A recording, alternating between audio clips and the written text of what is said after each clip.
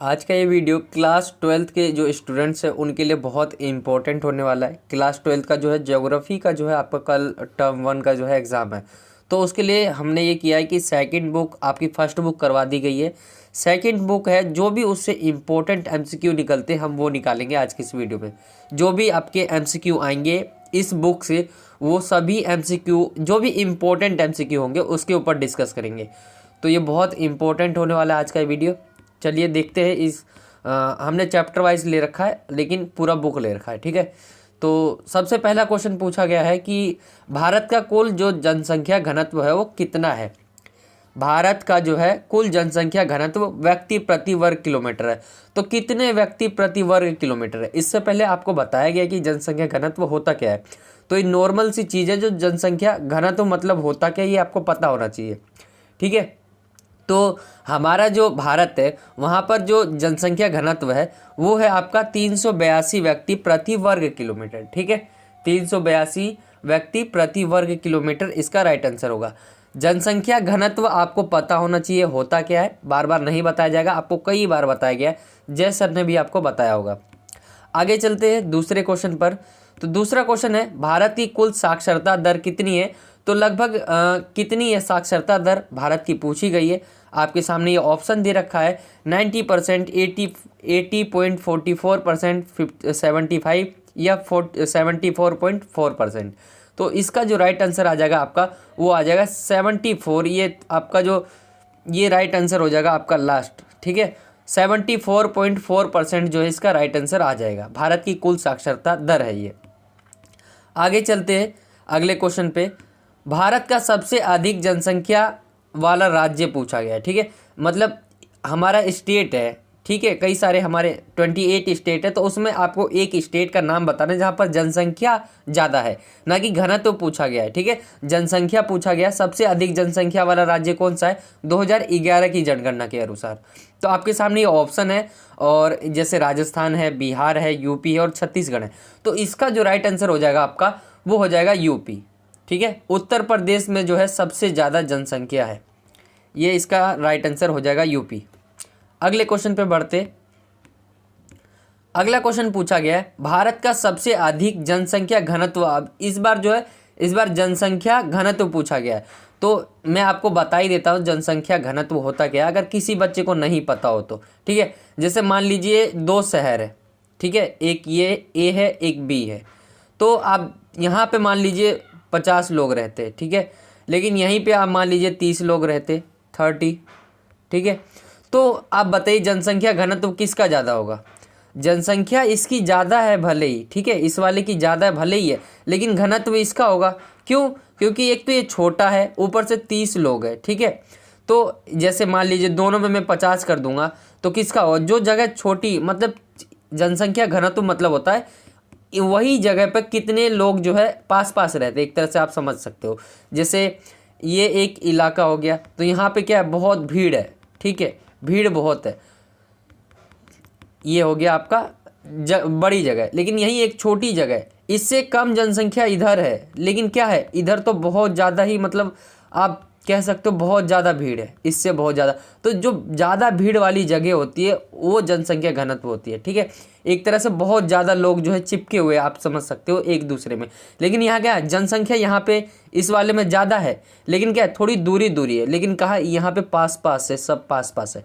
तो घनत्व मतलब ये होता है। तो भारत का जो सबसे अधिक घनत्व जो वाला राज्य है वो है आपका, ये आपके सामने ऑप्शन है, यूपी है, बिहार है, पंजाब है या केरल है। तो इसका राइट आंसर हो जाएगा बिहार, ठीक है। सेकंड ऑप्शन जो है आपका राइट आंसर हो जाएगा। यहाँ पर क्या है 1106 व्यक्ति जो है प्रति वर्ग किलोमीटर में आते, 1106 व्यक्ति। आगे चलते, यहाँ पे लिखा हुआ है आपका बिहार। आगे चलते, अगला जो क्वेश्चन है आपका भारत का सबसे कम जनसंख्या घनत्व वाला राज्य पूछा गया है, यानी आप सबसे कम बताना आपको जनसंख्या घनत्व वाला राज्य कौन सा है। आपके सामने ये ऑप्शन है, केरल है, तमिलनाडु है, छत्तीसगढ़ है या अरुणाचल प्रदेश है। तो सबसे कम जो है अरुणाचल प्रदेश इसका राइट आंसर है। अगर आपको क्वेश्चन का आंसर ना आए, ठीक है, कहाँ पे जनसंख्या ज़्यादा है कहाँ पे कम है, तो आप एक बार देख ही लीजिए उसकी देश की बनावट कैसी है या उस स्टेट का बनावट कैसा है। जिससे अरुणाचल प्रदेश यहाँ पे जो है आप देखोगे तो ये इलाका मतलब ऐसा है जहाँ पे आप एक होता है जैसे उत्तराखंड जैसी जगह है, ठीक है। तो उत्तराखंड में आप देखो क्या है, पहाड़ है, ठीक है। तो वहाँ पे क्या है, सर्वाइवल करना इजी नहीं होता, सर्वाइव करना, ठीक है। जैसे वैसे ही आप दिल्ली को देखोगे जो डेवलप है, तो वहाँ पे ज़्यादा जनसंख्या होगी, लेकिन वहीं पहाड़ है जहाँ पे पर्वत है, ठीक है। तो वहाँ पे क्या होगा, जनसंख्या नॉर्मली सी बात है कम होगी। तो आए ना आपको कि जनसंख्या कहाँ ज़्यादा है कहाँ कम है, तो आप एक बार याद कर लीजिए उसकी बनावट कैसी है, ठीक है। यहाँ पे जो है अरुणाचल प्रदेश में पूछा भी जा सकता है कितने व्यक्ति प्रति वर्ग किलोमीटर है, तो नीचे बताया गया है 17 व्यक्ति प्रति वर्ग किलोमीटर रहते हैं। अगला क्वेश्चन देखते हैं, सबसे अधिक लिंग अनुपात वाला राज्य भारत में कौन सा है। तो सबसे ज़्यादा जो लिंग अनुपात वाला भारत में राज्य है उसका नाम है केरल, ठीक है। केरल इसका राइट आंसर हो जाएगा। और सबसे कम जो है वो है आपका हरियाणा, ठीक है। सबसे कम हरियाणा, यहाँ पे आपका नीचे लिख भी दिया गया। अगला क्वेश्चन देखते हैं, भारत में कौन सा भाषाई समूह जो विशालतम है, यानी भारत में ऐसे कौन से भाषाई समूह है जो ज़्यादा है, तो वो है भारतीय आर्य समूह। ये वाले जो है ज़्यादा, ये समूह भारत में बहुत ज़्यादा है, तो राइट आंसर आपका आ गया भारतीय आर्य समूह। अगला क्वेश्चन देखते, आर्थिक स्तर की दृष्टि से भारत की जनसंख्या को कितने वर्गों में बांटा जा सकता है, ठीक है। आर्थिक स्तर की दृष्टि से भारत की जनसंख्या, आर्थिक पूछा गया, ये आपको याद रखना है। उसकी दृष्टि से जो है कितने वर्गों में बांटा जा सकता है, तो वो है 3 वर्ग। राइट आंसर 3 वर्ग आ जाएगा। अगला क्वेश्चन देखते हैं, ये 3 वर्गों में आपका आ जाएगा, ठीक है। जैसे मुख्य श्रमिक, अश्रमिक और सीमांत श्रमिक, ये 3 वर्ग है इसके, ऐसे ही हम बांटते हैं, ठीक है। 3 भाग ये है। तो आपसे उल्टा भी करके पूछ सकता है कि मुख्य श्रमिक इनमें निम्न में से कौन से है, तो जो 183 दिन, कम से कम 183 दिन काम करता है, ठीक है। तो मैं घुमा के क्वेश्चन आपसे अभी पूछ लिया, लेकिन इसमें जो पूछा गया वह श्रमिक जो एक वर्ष में कम से कम 183 दिन काम करता है वो क्या कहलाते हैं, तो मुख्य श्रमिक। या तो आपसे क्वेश्चन ऐसा बना सकता है, या मैंने जो आपको पहले बताया वैसा ही बना सकता है। ऐसे ही अगला देखते, वह व्यक्ति जो एक वर्ष में 183 दिन से कम काम करता, वो 183 दिन काम करता था लेकिन ये 183 दिन से कम काम करता है, तो वो कौन सा श्रमिक हो जाता है, सीमांत श्रमिक। थर्ड वाला जो है आपका राइट आंसर हो जाएगा। और ऐसी पूछ सकता है कि जो काम करता ही ना हो, मतलब उसके लिए तो आपको पता ही है, बेरोजगार, अश्रमिक, ठीक है, आप डाल सकते हो। भारत के किस राज्य में बौद्ध संख्या अधिक है, तो बौद्ध संख्या जो है महाराष्ट्र में सबसे अधिक है, ये राइट आंसर हो जाएगा आपका इसका। अगले क्वेश्चन की तरफ बढ़ते, भारत में पहली जो संपूर्ण जनगणना है वो कब हुई। देखिए भारत में जो संपूर्ण जनगणना है वो पूछा गया है, वो है इसका राइट आंसर 1881 में, लेकिन हमने इससे पहले भी प्रयास किया था, ठीक है, करने का। तो पहली संपूर्ण जनगणना पूछी गई थी, तो 1881 राइट आंसर हो जाएगा। अगला क्वेश्चन देखते हैं, भारत में औसत जीवन प्रत्याशा कितनी है, या इसका कहने का मतलब भारत में जो लोग जीते हैं वो लगभग कितने वर्ष तक जीते भारत के अंदर। तो आपका क्या है, अगर आप गूगल करोगे तो वहाँ पे क्या है 69 पॉइंट कुछ दे रखा है, ठीक है। अगर हम गूगल करते तो वहाँ पता चल जाता है 69.99 दे रखा है, लेकिन ये 2019 के अकॉर्डिंग है, ठीक है। तो आपको ये देखना होगा इस क्वेश्चन में 2019 के अकॉर्डिंग पूछ रहा है, ठीक है, या आपसे 2011 के अकॉर्डिंग पूछ रहा है, ठीक है। तो ये आपको देख लेना, आप लगभग 70 डाल सकते हो उसमें। अगला क्वेश्चन देखते हैं,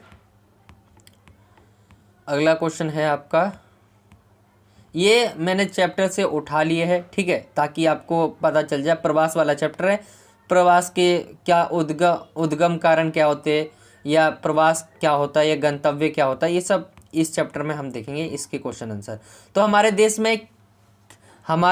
में किस देश के अप्रवासी संख्या अधिक है, यानी हमारे जो देश है भारत में, उसमें जो है किस देश के जो सबसे ज़्यादा व्यक्ति है वो अप्रवासी है, ठीक है। भूटान के हैं, नेपाल के हैं, बांग्लादेश के या पाकिस्तान के, तो राइट आंसर हो जाएगा बांग्लादेश के। बांग्लादेश के जो व्यक्ति है वो हमारे देश में आकर रहते हैं, अप्रवासी कह सकते हो आप उसे। अगला क्वेश्चन देखते हैं, इनमें से कौन सा अपकर्ष कारक है, ठीक है। अपकर्ष कारक पूछा गया आपसे, आपके सामने ये ऑप्शन है कि इनमें से कौन सा अपकर्ष कारक है, रोजगार है, गरीबी है, बेरोजगारी है, या इनमें से कोई नहीं है। तो इसका राइट आंसर हो जाएगा आपका इनमें से सभी, आपका जो है जहाँ तक है हो जाएगा, या अपकर्ष कारक पूछा गया है, तो अपकर्ष कारक जो है इसका जो राइट आंसर हो जाएगा आपका रोजगार हो जाएगा, ठीक है, पहला जो है राइट आंसर हो जाएगा। अपकर्ष मतलब होता है अपनी ओर खींच रहा है, तो रोजगार के कारण जो है लोग खींचते, जैसे दिल्ली अपनी ओर क्यों खींच रहा है, क्योंकि रोजगार है यहाँ पे। तो अपकर्ष कारक में हमें वो अपने पास बुलाता है।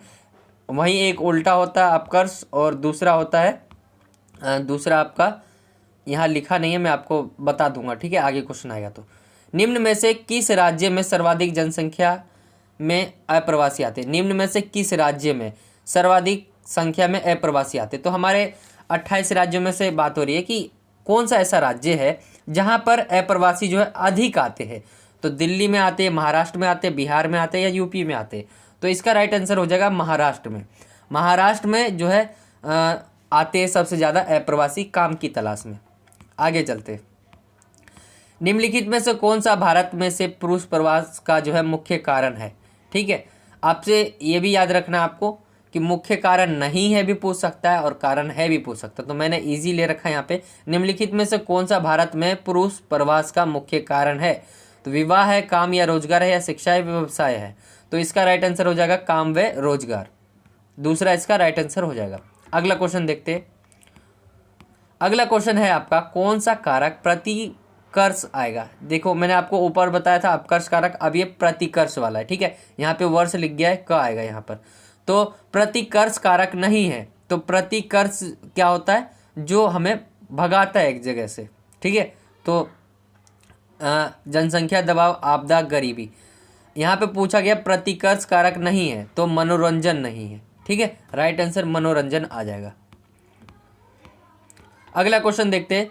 भारत के किन्हीं राज्यों में सर्वाधिक उत्प्रवासी है? भारत के जो है किन राज्यों में जो है सबसे ज़्यादा उत्प्रवासी है? पंजाब में है, केरल में है, बिहार, उत्तर प्रदेश में है, इनमें से कोई नहीं। तो बिहार और उत्तर प्रदेश में जो है सबसे ज़्यादा उत्प्रवासी है। आगे चलते हैं। स्त्रियों के प्रवास का जो है मुख्य कारण क्या होता है? सभी को पता ही होगा, विवाह जो है उनका हो जाता है, वही जो एकमात्र ऐसा कारण है जिनसे उनका जो है प्रवास होता है। तो स्त्रियों के प्रवास का मुख्य कारण विवाह आ जाएगा। आगे चलते, कौन से नगरीय समूह में प्रवासी जनसंख्या का अंश जो है सर्वाधिक है? तो इसका राइट आंसर आ जाएगा मुंबई नगरीय समूह। इसमें जो है जनसंख्या का जो अंश है वो सर्वाधिक है। आगे चलते, अगला क्वेश्चन देखते हैं। निम्नलिखित में से कौन सा नगर नदी तट पर अवस्थित नहीं है? ठीक है, तो नगर जो है ऐसा नगर बताना है जो नदी के तट पर स्थित नहीं है, अवस्थित नहीं है। तो आ जाएगा राइट आंसर भोपाल। पटना, आगरा और कोलकाता ये तीनों जो है नदी तट के किनारे है, लेकिन ये भोपाल जो है नहीं है। तो भोपाल जो है राइट आंसर आ जाएगा इसका। अगला क्वेश्चन देखते हैं। भारत का सबसे बड़ा नगरीय संकुल आएगा यहाँ पे, ठीक है। तो नगरीय संकुल कौन सा है? भारत का जो है सबसे बड़ा नगरीय संकुल, तो इसका राइट आंसर आपका आ जाएगा, वो आ जाएगा बृहत मुंबई। इसका राइट आंसर आ जाएगा। अगला क्वेश्चन देखते हैं। जिन नगरों में सेना की छावनी होती है वह नगर क्या कहलाते हैं? मतलब आपको ये बताना है जहाँ पे जो सेना की वो छावनी होती है तो वह नगर क्या कहलाते हैं? कौन से नगर कहलाते हैं वो? तो गैरीसीन नगर या छावनी नगर आप कह सकते हो, ये कहलाते हैं। अगला क्वेश्चन देखते हैं हम। पास पास बने घरों वाली ग्रामीण बस्तियों को क्या कहते हैं? तो ऐसी बस्तियों को हम गुच्छित बस्तियां कहते हैं। इसमें क्या होता है, जो बस्तियां होती है वो बहुत पास पास बनी रहती है, ठीक है। तो गुच्छित बस्तियां किसी एक जगह में बहुत ज़्यादा बनी होती, तो इसको हम गुच्छित बस्तियां कहते हैं। आगे चलते, मसूरी किस श्रेणी का नगर है? शैक्षिक का जो मसूरी एक नगर है ये किस श्रेणी का है? मतलब कोई ना कोई नगर होता है, उसकी जिस विशेषता होती है, ठीक है। तो वही जो मसूरी है वो किस श्रेणी का नगर में आता है? शैक्षिक है, खनन के लिए प्रसिद्ध है, पर्यटन या औद्योगिक? तो इसका राइट आंसर आ जाएगा पर्यटन, ठीक है, मसूरी। आगे चलते, आगे अगला क्वेश्चन है आपका। जलोढ़ मैदान में किस प्रकार की बस्तियां मिलती है? तो जलोढ़ मैदान जो है वहाँ पर हमें जो है गुच्छित बस्तियां मिलती है। अगला क्वेश्चन देखते हैं। कौन सा नगर जो है मध्यकालीन नगर है? तो मध्यकालीन नगर पूछा गया है, आपको कंफ्यूज नहीं हो रहा है, इसमें दिल्ली आएगा। मध्यकालीन पूछा गया, ना कि प्राचीन पूछा गया, ठीक है। तो मध्यकालीन में आपका दिल्ली इसका राइट आंसर आ जाएगा। आगे चलते हैं। कौन सा नगर एक प्रशासनिक नगर है? तो आपके सामने ये ऑप्शन है, ठीक है, गांधीनगर, वाराणसी, सूरत और रोहतक। तो इसका जो राइट आंसर आपका आ जाएगा वो आ जाएगा गांधीनगर एक प्रशासनिक नगर है। आगे चलते हैं, भारत का सर्वाधिक प्राचीन नगर कौन सा है? तो भारत का सबसे जो प्राचीन नगर है वो है वाराणसी। ठीक है, इसका राइट आंसर आ जाएगा। आगे चलते हैं, भारत में सतह जल व भूमिगत जल का सबसे अधिक प्रयोग किस क्षेत्र में किया जाता है? पूछा गया क्वेश्चन, जैसे आप ये मान लीजिए ज़मीन है, ठीक है, एक तो इसके नीचे से खुदाई करके हम पानी निकालते हैं, एक हमारा तालाब होता है, ठीक है, उसमें से पानी निकालते हैं। तो एक तो भूमिगत, मतलब ये वाला तो भूमिगत हो गया, और ये हो गया सतह जल, सतह के ऊपर है। ठीक है, तो इन दोनों का जो यूज़ किया जाता है, सबसे ज़्यादा यूज़ किस क्षेत्र में किया जाता है? औद्योगिक क्षेत्र में, कृषि क्षेत्र में, पेयजल के रूप में, या इनमें से कोई नहीं? तो इसका राइट आंसर आ जाएगा आपका, वो आ जाएगा कृषि क्षेत्र में हम सबसे ज़्यादा इनका यूज़ करते हैं। आगे चलते हैं अगले क्वेश्चन पे। तो ये जो क्वेश्चन लिया गया है इसमें डायरेक्ट बता दिया गया है आपको कि राष्ट्रीय जल संसाधन की गुणवत्ता की मॉनिटरिंग की कौन सी दो है जो कंपनियां करती है? राष्ट्रीय जल संसाधन की जो गुणवत्ता की मॉनिटरिंग है वो कौन सी दो कंपनियां करती है? तो एक तो आपका आ गया केंद्रीय प्रदूषण नियंत्रण बोर्ड, ठीक है, आपसे ऐसे जो है CPCB फुल फॉर्म पूछ ले तो आपको ये लिख देना है। ठीक है, यहाँ पे भी ऐसी आपका फुल फॉर्म जो है पूछ सकता है आपको। ठीक है, SPCB इससे ये पूछ सकता है। ठीक है, तो ये भी आपको याद रखना है, या जो है ये आपको पूछ सकता है कि दो कंपनियां कौन सी है, तो आपके सामने ऑप्शन दे देंगे। ठीक है, इनमें एक और ऑप्शन जोड़ देगा, वो तीसरा कोई सी कंपनी का नाम दे देगा, और चौथा बोल देगा A और B दोनों। ठीक है, चौथे में A और B दोनों कह देगा। तो ऐसे में आपको जो है A और B दोनों लगाना है। तो ये दोनों जो कंपनियां है वो जल संसाधन की जो भी गुणवत्ता है उसकी जो मॉनिटरिंग है वो करती है। आगे चलते हैं अगले क्वेश्चन पे। यमुना नदी किन दो शहरों के बीच सबसे अधिक जो है प्रदूषित है? तो यमुना नदी के बारे में आपको पता ही होगा, दिल्ली और झटावा ये दोनों जगह ऐसी है, इनके बीच जो है सबसे ज़्यादा जो है ये प्रदूषित है। अगला क्वेश्चन देखते हैं, इसका जो राइट आंसर आ जाएगा, वैसे तो दिल्ली और झटावा है, ठीक है, लेकिन इसका जो राइट आंसर आ जाएगा आपका वो आ जाएगा D, क्योंकि यहाँ पे आपको देख लेना है, ये बोल रहा है D, A और B दोनों, तो यहाँ पे A और B दोनों है, तो D इसका राइट आंसर होगा। आगे चलते, हरियाली से क्या अभिप्राय है? तो ये क्वेश्चन जो है मैं इसका ऑप्शन नहीं बनाया गया है, ठीक है, आपके सामने इसका ऑप्शन नहीं बनाया गया, बस ये बोल दिया गया हरियाली। आपको ये समझ जाना है, ये सरकार द्वारा जो है, केंद्र सरकार ने है एक कार्यक्रम चलाया था जिसका नाम था जल संभर विकास परियोजना। ये एक परियोजना थी जो केंद्र सरकार द्वारा चलाई गई थी।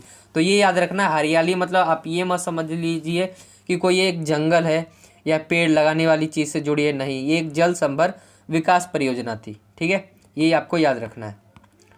आगे चलते, निम्नलिखित में से किस राज्य में भौम जल का अधिक उपयोग होता है? सबसे ज़्यादा जो यूज़ होता है भूमि के जल का वो होता है पंजाब में, क्योंकि यहाँ पे जो है खेती बहुत ज़्यादा की जाती है। अगला क्वेश्चन देखते हैं, जल अधिनियम भारत में कब बनाया गया था? तो हमने जो है जल के लिए जो अधिनियम बनाया गया था वो भारत में 1974 में बनाया गया था। ये था आपका जो है बुक 2 से निकलने वाले important MCQ question. I hope कि आपको समझ आ गया होगा, और ये मैंने जो क्वेश्चन लिए, जो भी क्वेश्चन लिए वो इम्पोर्टेंट है। ठीक है, ज़्यादा क्वेश्चन नहीं लिए, लेकिन ये बहुत ज़्यादा इंपॉर्टेंट है। आई होप कि आपको समझ आया होगा आज का ये वीडियो, और आपका ज्योग्राफी का पेपर अच्छा जाए, फिर उसके बाद अगले सब्जेक्ट की हम तैयारी करते हैं। ठीक है, तो यही था आज का ये वीडियो। आई होप कि आपको वीडियो अच्छा लगा होगा। वीडियो अच्छा लगा तो वीडियो को लाइक करें, ज़्यादा से ज़्यादा अपने दोस्तों में शेयर करें, और अगर आप हमारे चैनल पर नए हो तो चैनल को सब्सक्राइब कर सकते हैं। मिलता हूँ आपसे अगली और एक्साइटिंग वीडियो में, जब तक के लिए जय हिंद, जय भारत, वंदे मातरम।